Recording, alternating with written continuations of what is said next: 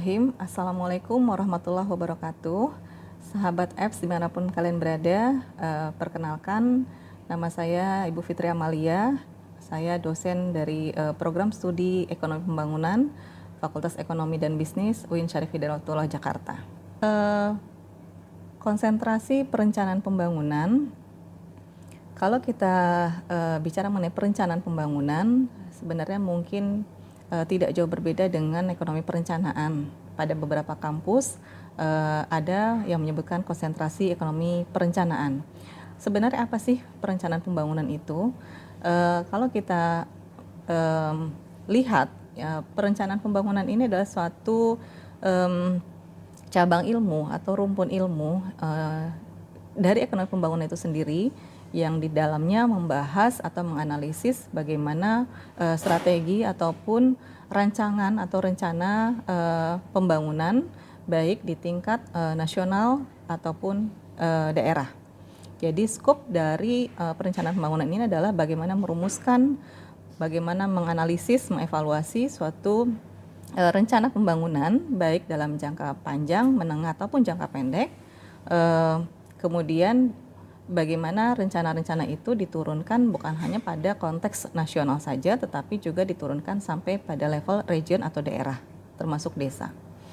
Dalam perencanaan pembangunan ini sebenarnya kita juga perlu menggunakan model-model ataupun teori-teori pembangunan yang ada, lalu kita bisa melakukan evaluasi strategi-strategi apa yang kiranya dapat diimplementasikan, terutama untuk konteks negara-negara berkembang yang masih membutuhkan rancangan ataupun rencana baik jangka pendek, panjang maupun menengah ini.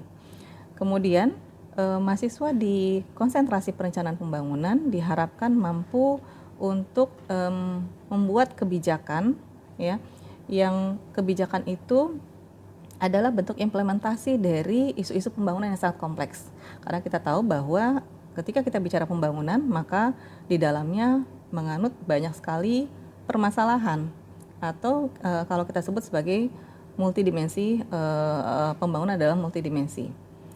Artinya apa? Dalam pembangunan, isu-isu pembangunan yang diangkat ini sangat banyak, sangat beragam dan bervariasi. Sehingga bagi mahasiswa konsentrasi pembangunan diharapkan tidak hanya cuma sebatas pada menghafal teori-teori pembangunan yang ada, kemudian menggunakan model-model pembangunan yang ada, tetapi juga bagaimana merumuskan suatu kebijakan yang diharapkan nanti dapat mengatasi permasalahan-permasalahan di negara berkembang. Apa sih yang penciri dari konsentrasi perencanaan pembangunan ini?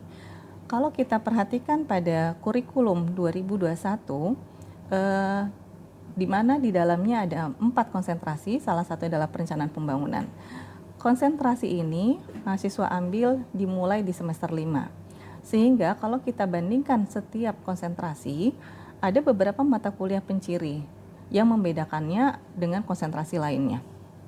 Saya sebut satu, misalkan mahasiswa di perencanaan pembangunan di semester 5, mereka akan mendapatkan mata kuliah yang tidak didapatkan oleh teman-teman yang di konsentrasi lain, yaitu mata kuliah ekonomi perencanaan pembangunan sebanyak 3 SKS. Lalu kemudian di semester 6 mereka mendapatkan mata kuliah ekonomi pembangunan 2. Mata kuliah ekonomi pembangunan 2 ini adalah mata kuliah lanjutan yang sebelumnya mereka dapatkan ekonomi pembangunan 1 di semester 4. Dengan kata lain bahwa setiap konsentrasi akan mendapatkan mata kuliah penciri yang tidak didapatkan konsentrasi lainnya yang merupakan lanjutan dari mata kuliah sebelumnya. Sehingga mata kuliah ekonomi pembangunan 2 bisa diambil oleh teman-teman di perencanaan pembangunan setelah mereka mendapatkan mata kuliah Ekbang 1. Oke, kemudian yang kedua, penciri lainnya di semester 6 adalah masing-masing akan mendapatkan mata kuliah penciri yaitu seminar penelitian. Seminar penelitian adalah mata kuliah yang syarat, ya, atau mungkin bisa dikatakan prasyarat sebelum mereka menempuh seminar proposal. Artinya di sini ditekankan betul bahwa ketika mahasiswa itu mengambil konsentrasi PP, maka topik riset ataupun rancangan proposal yang nantinya akan diteruskan menjadi skripsi haruslah topik yang memang sesuai dengan konsentrasi yang mereka ambil. Sehingga tidak bisa mahasiswa PP mengambil topik risetnya yang berkaitan dengan publik, dengan regional ataupun dengan moneter terutama. Jadi seminar penelitian ini bagaimana mahasiswa itu membuat suatu rancangan penelitian berdasarkan metodologi yang sudah didapatkan sebelumnya, berdasarkan pada konsentrasi yang mereka pilih. Ya, jadi hati-hati dalam mengambil konsentrasi. Ketika kita mengambil konsentrasi, konsekuensinya apa? Tentunya riset yang diambil nantinya haruslah mengacu pada konsentrasi yang mereka ambil tersebut. Ya. Lalu pertanyaan berikutnya adalah apa sih yang mau diambil dalam PP ini? Topik apa sih kira-kira yang bisa dikatakan pencirinya?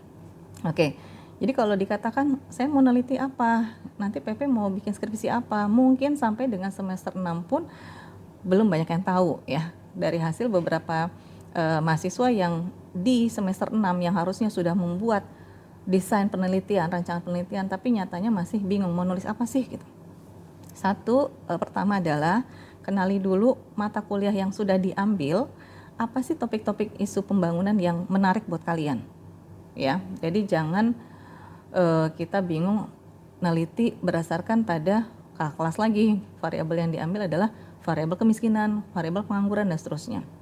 Padahal PP itu kalau saya boleh bilang konsentrasi yang gak ada habisnya topiknya gitu.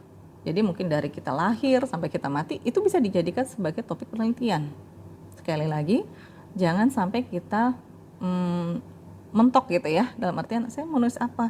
Variabelnya itu lagi, pengangguran lagi, pertumbuhan ekonomi lagi, kemiskinan lagi. Ini ada variabel-variabel yang menjadi andalan menurut saya ya. Bagi sebagian mahasiswa itu tuh favoritnya, pengangguran, tenaga kerja. Nah, saran saya adalah mulai dari semester 5 ketika Anda memilih, Anda sudah fokus, saya tuh tertarik di topik apa, ya. Jadi kalau kita sudah memilih itu berdasarkan keinginan kita, bukan catatan, bukan keinginan dari atau ikutan temannya, bukan ikut-ikutan dari dosen ini nih, dosen ini, nah, itu saya rasa tidak, bukan menjadikan alasan Anda memilih konsentrasi.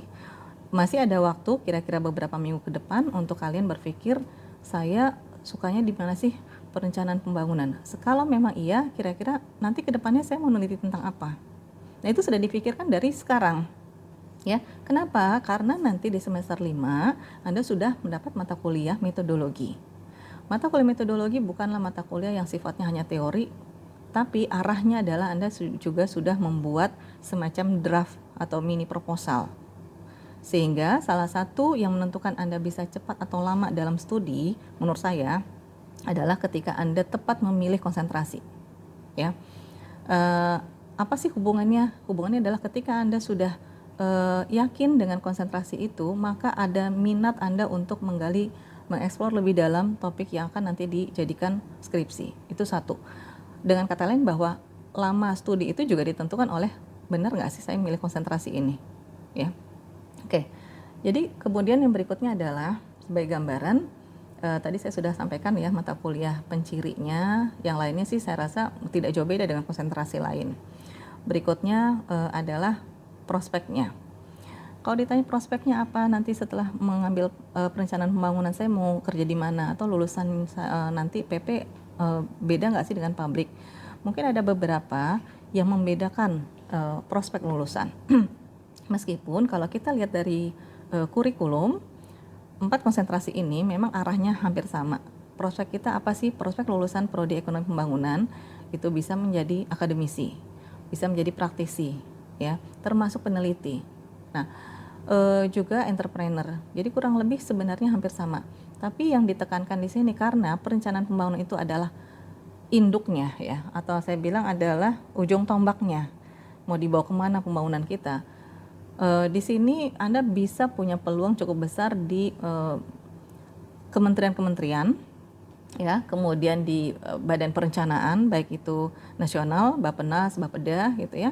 Kemudian ikut proyek-proyek ataupun mungkin sangat berpeluang untuk bisa terlibat dalam lembaga-lembaga luar negeri, ya.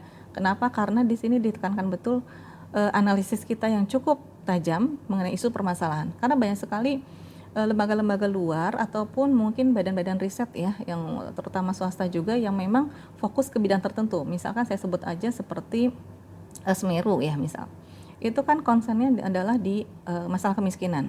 Jadi isu-isu kemiskinan dengan data-data bukan hanya makro tapi juga mikro itu dikupas tuntas di situ. Nah, prospek kalian yang mengambil perencanaan pembangunan itu sangat berpeluang ketika Anda ambillah tema kemiskinan menjadi riset Anda, itu Anda bisa menjadi peneliti di lembaga-lembaga tertentu. Gitu. Jadi saya tekankan betul bahwa perencanaan pembangunan ini adalah konsentrasi yang mungkin kalau ditanyakan kenapa cukup banyak gitu ya, dan ini bukan hanya terjadi di FEB saja atau di fakultas kita, tapi di beberapa kampus yang pernah saya juga lihat, kecenderungan mahasiswa itu memang dominan ke perencanaan pembangunan atau yang saya sebut tadi ekonomi pembangunan atau ekonomi perencanaan ya. Saya nggak tahu kenapa gitu ya. Jadi mungkin karena memang isu pembangunan itu sangat luas, sangat kompleks. Jadi dengan banyaknya mahasiswa itu mungkin mereka akan banyak pilihan. Saya bicara mengenai SDGs dengan segala macam goals turunannya itu bisa diambil sebagai topik riset. Jadi nggak akan ada habisnya mentok di mana. Oh, kita belajar SDGs. SDGs apa sih? SDGs itu adalah target tujuan pembangunan global, ya. Jadi lihatlah dulu komponen goals itu. Saya suka tentang pendidikan, bisa nggak saya ambil? Oke, boleh, karena pendidikan juga adalah bagian dari sosial ya, dari sisi sosial ekonomi yang juga kita bicara banget di negara berkembang bahwa SDM atau pendidikan kita masih kurang, sehingga topik itu masih sangat relevan, masih sangat update untuk kita kembangkan. Dan SDGs juga mengambil salah satu topik goals di dalamnya adalah pendidikan ya.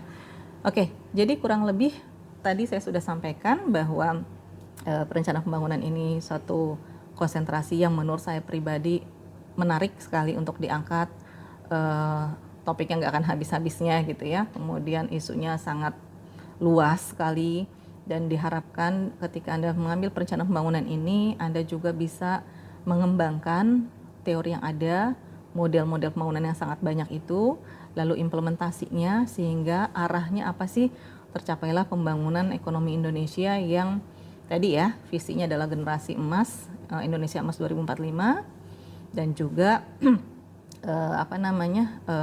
tercapai SDGs sampai dengan 2030, dan juga rencana pembangunan nasional daerah itu bisa terrealisasi gitu. Oke, kemudian silakan Anda memilih dengan bismillah ya, dengan hati, dan saya boleh pesan sedikit ya. Tolong dalam minggu-minggu ini Agustus Anda punya peluang untuk benar-benar berpikir memilih yang tepat gitu ya.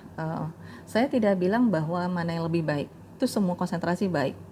Karena tadi kita peminatan judulnya, berarti minatnya di mana gitu.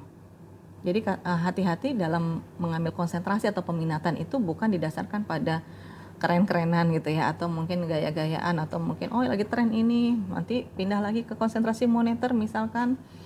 Tidak seperti itu, tetapi itu benar-benar minat dari masing-masing yang kedepannya Anda bisa kembangkan lebih baik lagi dalam penelitian yang lebih berkualitas. Itu aja harapan dari saya. Terima kasih. Assalamualaikum warahmatullahi wabarakatuh.